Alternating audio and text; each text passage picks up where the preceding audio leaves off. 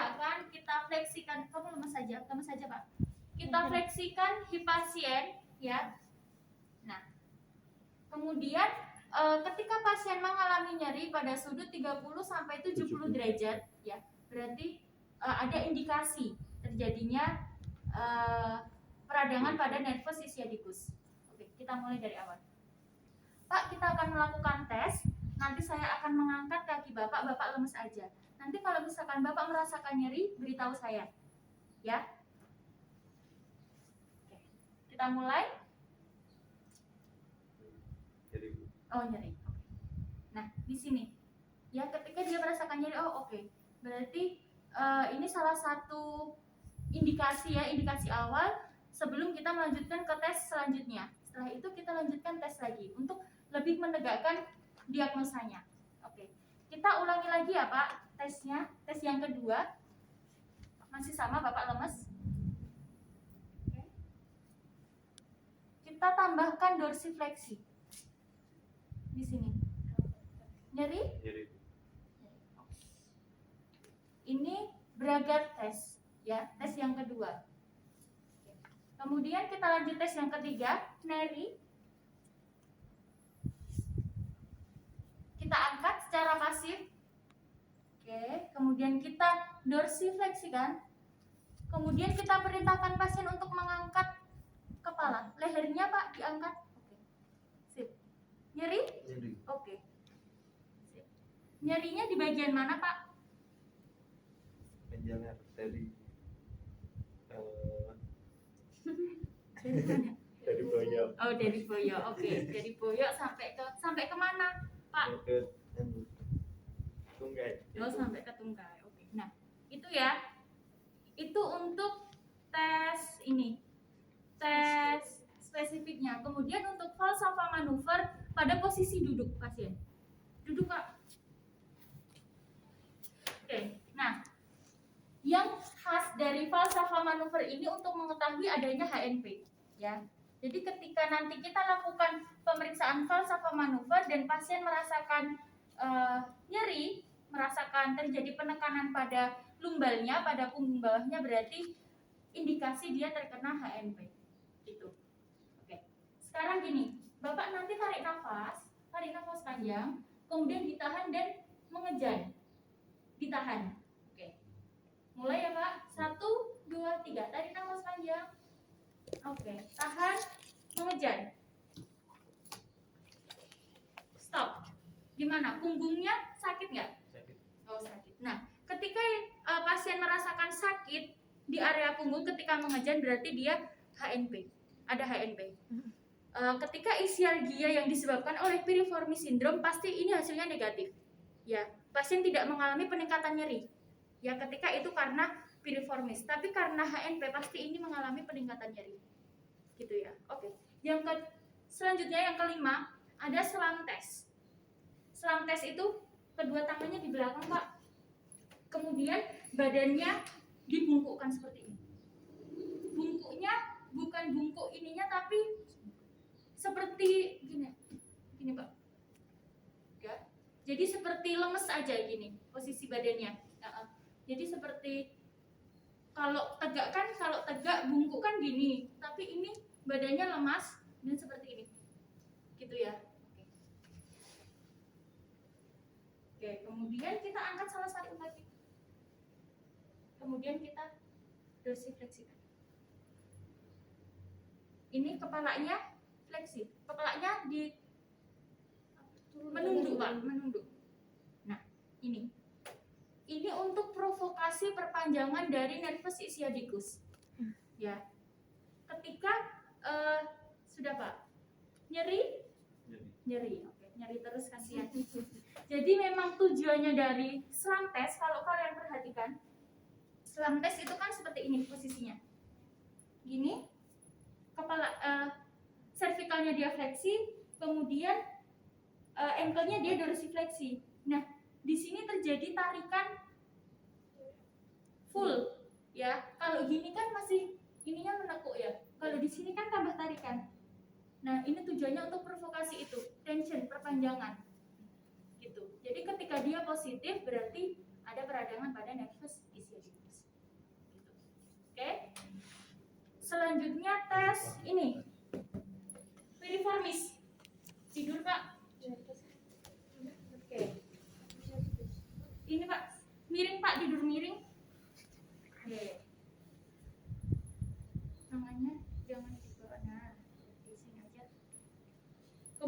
kita lakukan gerakan agak maju lagi Pak. Nah ini harus di tepian bed ya, supaya ketika kita turunkan ini lemes Pak, lemes aja.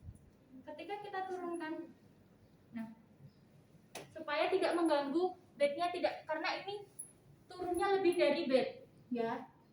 Nah ketika kita berikan gerakan seperti ini, pasien akan merasakan nyeri pada daerah pantat ya, di sini. Nyeri Pak. Loh, ya ini karena apa? Piriformis nyeri ya? Nyeri gitu ya. Nah ini pasti nyeri. Ini tes piriformis ini ada beberapa posisi. Ini posisi yang pertama yang dijelaskan di PPT Bu Alinda. Masih ada satu lagi. Itu pasien posisi tidur telentang. Kemudian satu kaki disilangkan. Oke, ini menekuk.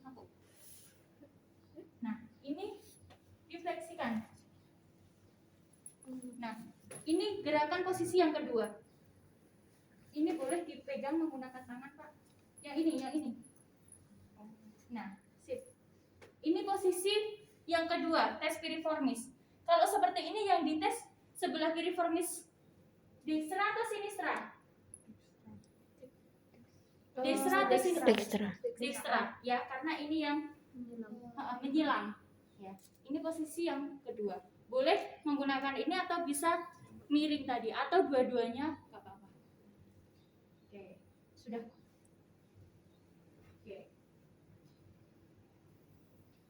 Oke, kemudian setelah itu bisa kita lanjutkan dengan pemeriksaan myotom dan dermatom.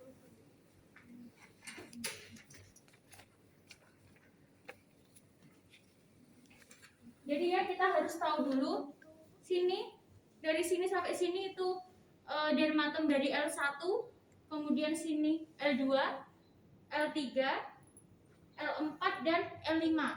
Ya, kemudian di belakang sini ada sacrum 2. Itu kalian harus sebisa mungkin dihafalkan. Ya, kalau nggak hafal ya kalau pas kerja memang nggak apa-apa, nanti kalian kan misalkan sudah punya klinik sendiri. Ya, amin. Nah, itu nanti ketika memeriksa pasien nggak apa-apa kalian pakai gambar dermatom. Malah lebih bagus untuk ini, untuk dokumentasi ya, untuk pencatatan pasien. Kemudian kita lakukan pemeriksaan tajam tumpul. Ini pakai ini ya, pura-pura aja ya, karena pakai celana. Ada celana pendek. Oh, mau dilepas ya, silakan. Mau? Nggak apa-apa, kalau mau nggak apa-apa. Lakukan pemeriksaan ya, dermatom.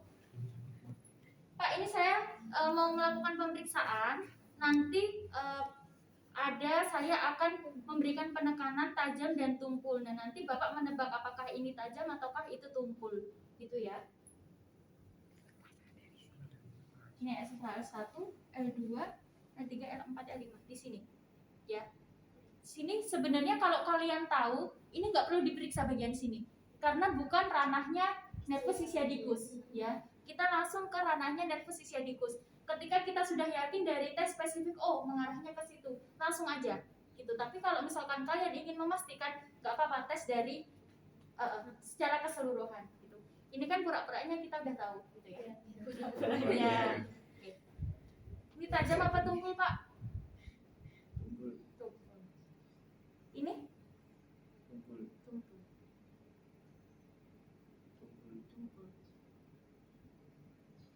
Tajam. Aku gemes pengen takut. Ini Pak? Tajam. Ini Pak? Tajam.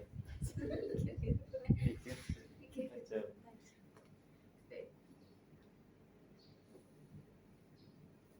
Tumpul. Nah, gitu ya. Dilakukan begitu juga di sebaliknya. Di sini kan 3 di sini. S3 maksudnya. Oke, terus kemudian selain tajam tumpul masih ada tes pemeriksaan yang lain apa?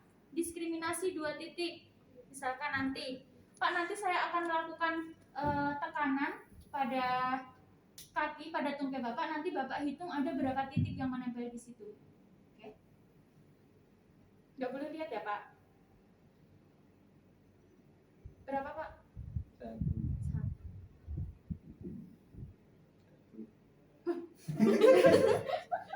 Berapa, Pak? 2. 2.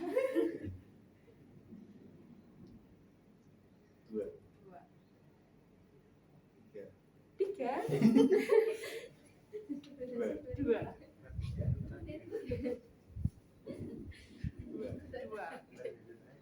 Satu. 1. Nah, gitu ya. Tes spesifik dan bisa menggunakan dermatom yang lain, misalkan panas dingin bisa kalau memang ada medianya, bisa panas dingin, bisa yang lain.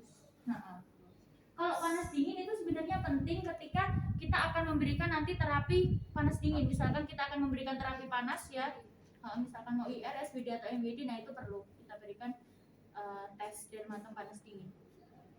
Oke, kemudian kita tes refleks, Pak. Duduk, Pak.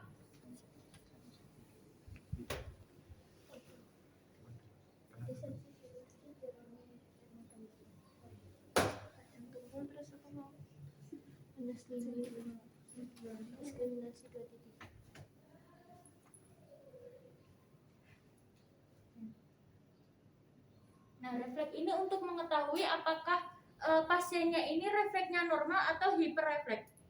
Ya. Kalau hiper itu kan nanti sampai pas diginiin sampai sini, sampai dia full ekstensi. Nah, itu dia hiper. Tapi juga bergantung dari tekanan yang kita berikan. Gitu. Jadi tekanan kita harus konsisten.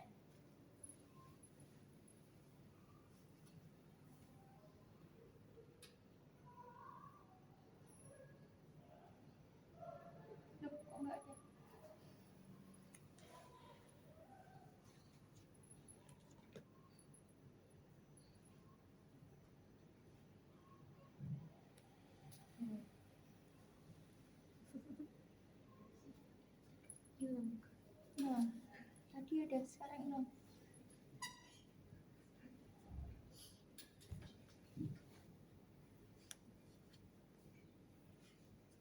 Hilang lagi. Hilang. Sini sih. Di dekat. Oke.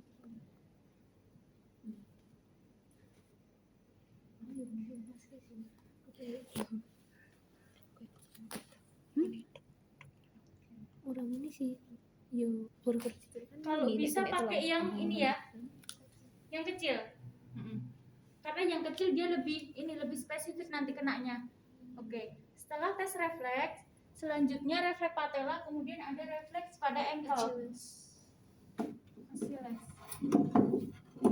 Boleh posisi duduk atau posisi tidur. Kalau posisi pada ankle kita harus pegang ya. Karena apa? Karena pergerakannya dia sangat sedikit. Ya, pergerakannya pada ankle ini sangat sedikit, jadi kita pegang di sini. Nanti kita akan kerasa di sini.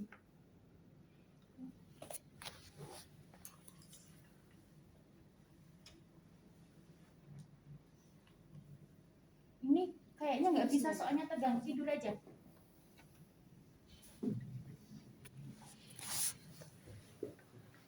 Lemes ya Pak.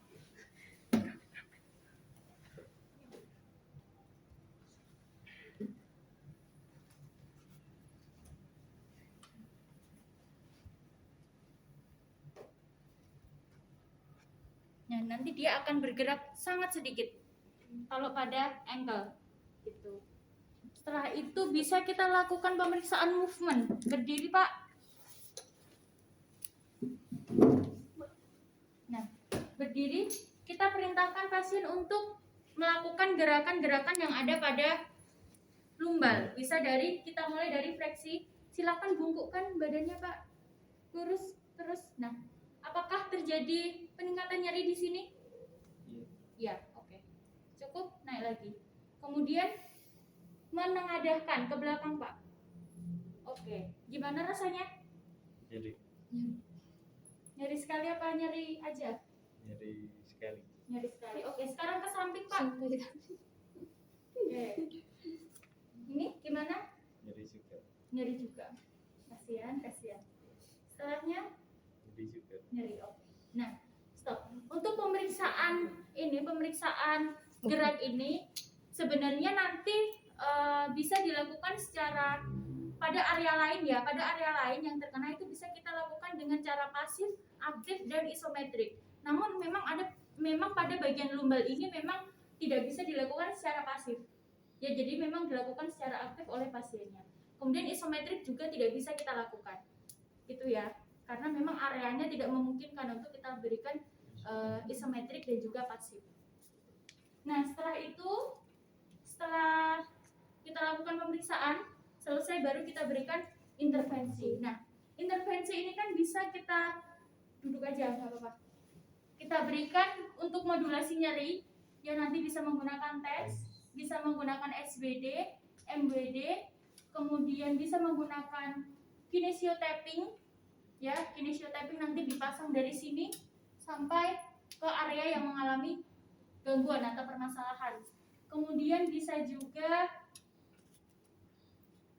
dia dengan menggunakan terapi latihan, ya, nanti ada McKenzie latihannya ya, yang di PPT sudah ada. Kemudian bisa juga kita berikan Terapi. manual terapi ya, manual terapi manipulasi ya, bisa kita berikan. Kemudian manual terapi massage juga bisa kita berikan di area itu. Jadi kan manual terapi dia terdiri dari massage dan juga manipulasi. Terus kemudian selain itu, yang tadi kalian lihat tes spesifik untuk piriformis, yang ketika yang dia aktif, yang gerakan kedua, itu bisa juga dilakukan sebagai latihan atau edukasi. Selain sebagai tes spesifik, dia juga bisa sebagai bentuk latihan, bentuk intervensi. Begitu juga dengan selam tes. Ya, selam tes ini dia juga bisa dilakukan untuk intervensi. Ya, kemudian selain itu ada lagi namanya neurodynamic slider dan juga neurodynamic tension. Ya. Itu suatu bentuk terapi latihan ya TL untuk kasus ini, untuk kasus pada nervus sciaticus ya, neurodynamic slider dan neurodynamic tension ya. Itu dia bentuk gerakannya sama seperti selam tes ya, hampir sama seperti selam tes, cuma nanti posisinya yang beda. Oke, gitu. Oke, kita mau praktekkan dulu ininya. Iya. McKenzie. Oke. Tempur apa? Ya, McKenzie gerakan pertama agak mundur. Nggak boleh pakai itu. Nah, kepalanya miring salah satu sisi. Nah, ini gerakan pertama seperti ini. Sudah dapat ya sebelumnya ya? Dulu di apa? TL2. Di TL, iya TL2. Oke. Ini yang pertama ya, gerakannya. Kemudian yang kedua, menumpu dengan siku, Pak. Menumpu dengan siku. Oke. Lurus no sikunya, naik badannya. Nah, ininya agak masuk. Oke, ini. Nah, sip. Ininya gini aja. Nah. Ini kurang ke sana. Satunya maju lagi. Nah, ini harus membentuk sudut 90 derajat. Ya, karena ini kan dilakukan aktif oleh pasien, kita hanya mengoreksi saja. Misalkan dia gerakannya salah-salah. Oke. Ya, oke. Gerakan yang ketiga, lurus. Oke. Sip. Sikunya lurus, kepalanya lihat ke depan. Ini kalau misalkan pasien beneran ini sakit sekali loh. Sakit posisi seperti ini. Kalau HNP. Iya, HNP, myalgia. Kalau yang piriformis gini sakit. Piriformis enggak? Piriformis enggak sakit. Oke. Sudah, gerakan ketiga. Gerakan keempat sekarang berdiri.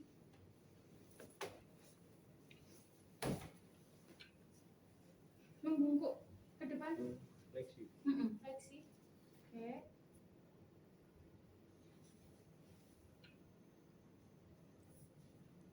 Oke, yang terakhir ekstensi ke belakang. Ditambah pakai tangan. Pol. Lagi. Gitu. Terus kemudian untuk ini sekarang kita coba untuk dynamic slider. Oke, ini posisinya duduk seperti ini. Terus kemudian tangannya masih di sini. Oke. Terus kemudian ininya diangkat. Kalau dynamic yang slider, yang slider dia ekstensi, kepalamu ekstensi. Kepalamu ekstensi. Nah, kalau yang slider dia seperti ini.